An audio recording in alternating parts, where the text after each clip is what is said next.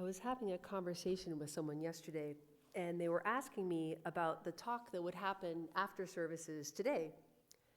And they asked, is this talk going to be about any of the things I've been trying to avoid for the past 600 plus days? My mind went in a million different directions as I tried to think of all the things we could possibly be trying to avoid. The reality of increasing anti-Semitism, the complex and entrenched disagreements about politics and policy, the terrible conditions our hostages have been forced to endure. And then I realized the easy answer is yes.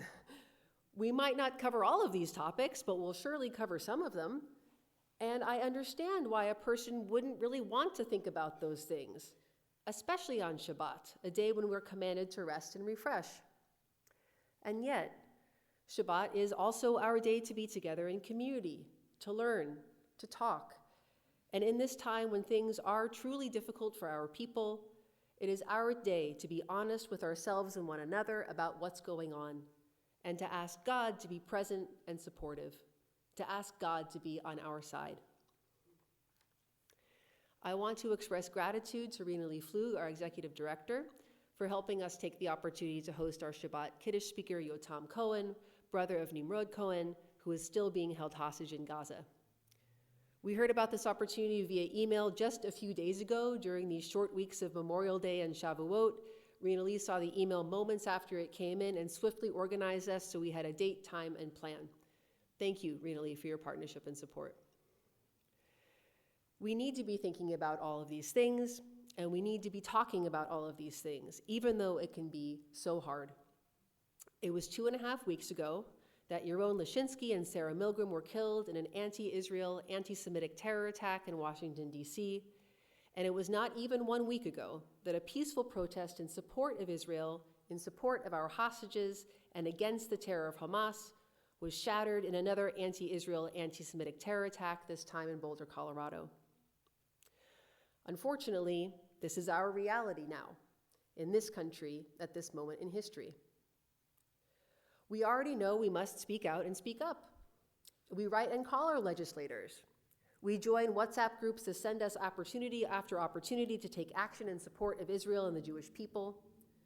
We support legislation to ensure our schools are safe places to be Jewish, like California State Bill AB 715, which recently passed the Assembly with unanimous bipartisan support. And we show up to peaceful demonstrations, like the Run for Their Lives gathering planned for tomorrow morning. We already know we must continue to take these actions in support of ourselves, our community, and the Jewish people. We took those actions yesterday before Shabbat began, and we will do so again tomorrow when Shabbat is over. But today is our day of rest. It's our time to pause from our normal actions. And in that pause, we have the opportunity to acknowledge and be with what is. We have the opportunity to be fully present in reality, to take it all in without distraction. Now, doing that isn't necessarily easy. Our parasha this week, Naso, is the longest parasha in Torah. It does cover a wide variety of topics, including the duties of the Levites and procedures for keeping the Israelite camp spiritually pure during the journey through the wilderness. But what gives this parsha its length is also its repetition. And we read this today. It enumerates the gifts that the 12 chieftains brought on the occasion of the completion of the preparation of the Mishkan, the tabernacle, on behalf of each of their tribes. Each chieftain and each tribe brought the exact same gift. And each time, the gift is enumerated in full detail from start to finish. Why this repetition? Is it really necessary? We read each gift. We give credit to each tribe because every Jewish soul counts. This is the way of our people. We don't leave anyone out. We don't leave anyone behind. We express this in our tradition in so many different ways. Kol Yisrael arevim ze bazeh.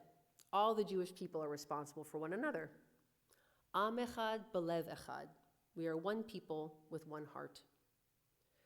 Rabbi Shraga Simmons teaches, just as a Sefer Torah, a Torah scroll, is pasul, is damaged, even if one letter is missing, so too the Jewish people is damaged, even if one Jew has fallen away.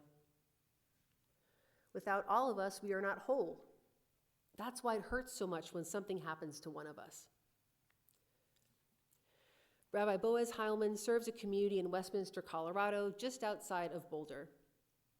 Like myself, he's a member of Rabbis United, the community of pro-Israel rabbis that's connected with the pro-Israel organization Stand With Us.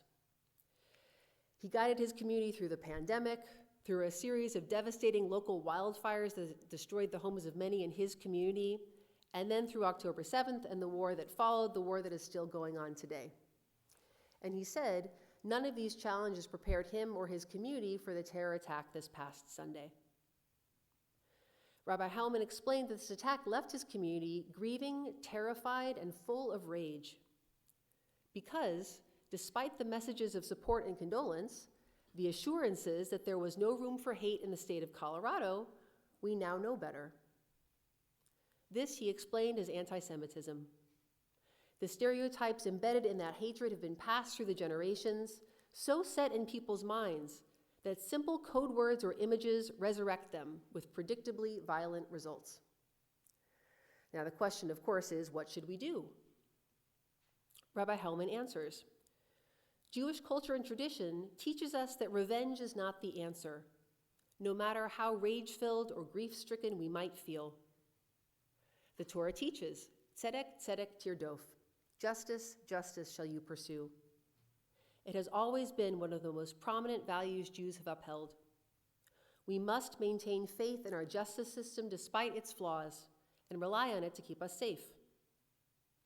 We must continue to demand political support from all wings in government, making clear that anti-Semitism cannot ever be tolerated or excused.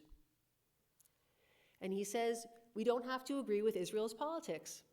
Israelis themselves are split on just about every issue. But we must never give in to calls for Israel's destruction. We must stand for Israel's right to defend itself, and we must oppose any and all who delegitimize our identity, existence, and connection to our homeland. We must not hide our stars of David, our mezuzahs, our kippot. Despite acts of hatred and violence, we must not give in to those who would love to see us disappear. Our confidence in our Jewish identity is our strength. And, Rabbi Heilman adds, we must build strong relationships with the larger communities around us, neighbors, government officials, churches, and Islamic centers. Strong, pluralistic ties make us all safer. Recently, I met with the leaders of Epicenter, the church that rents space from us on Sunday mornings. The plan was to check in about their use of our space, about security procedures, kitchen policies, and before we concluded, they asked me, how's your community doing with all that's going on in Israel, with all that keeps going on? And I responded, honestly, it's hard, it keeps being hard.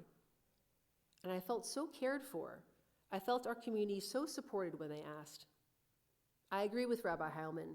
We must respond to our neighbors who show up for us with equal kindness and appreciation. This, all of this, is our reality now, at this moment in history. We say when we recite our Psalms of Hallel, Zeh hayom asa Adonai, nagila v'nismecha vo. This is the day that God has made. Let us rejoice in it and be happy.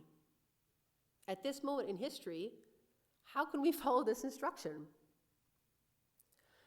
Well, 2 times in this past month, I've had the opportunity to drive up to the community mikveh on Mulholland Drive. A mikveh is a ritual immersion pool. There are many reasons a person might use it, both traditional and innovative.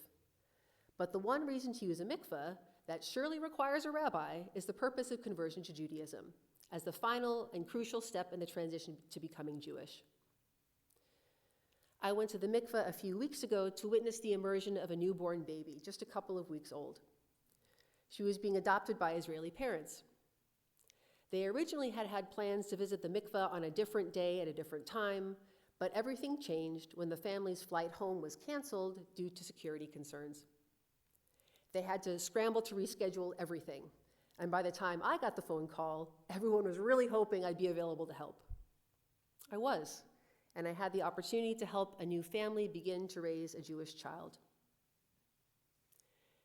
And I went to the mikveh just yesterday to witness the immersion of Sarah Paust, who over the past year has become part of our community. Sarah will be on our bima again, God willing, next Shabbat, to formally celebrate her conversion to Judaism in the presence of her family. When I have the opportunity to be part of a person's conversion to Judaism, it's always profound. But for Sarah, it's been uniquely meaningful to see how your journey as an individual has intersected with and become a part of the journey of your family, the Jewish journey and the spiritual journey of your family. These are moments we can rejoice in. These are moments when we can be happy. We don't have to feel only one feeling at once. We can rejoice and we can grieve. We can struggle with fear and we can delight in happiness. This world, God's world and our world, is complicated. And we know that sometimes things are bad. What we must remember is that sometimes things are good. In a moment, we'll move to the conclusion of our service, and afterwards we will hear from Yotam, who will share with us things that we need to know that we might not want to hear. May our hearts be open to him and his story, and in community, may our hearts strengthen one another. May we acknowledge the reality we face, and may we be courageous as we face it together. Am Yisrael Chai. Shabbat Shalom.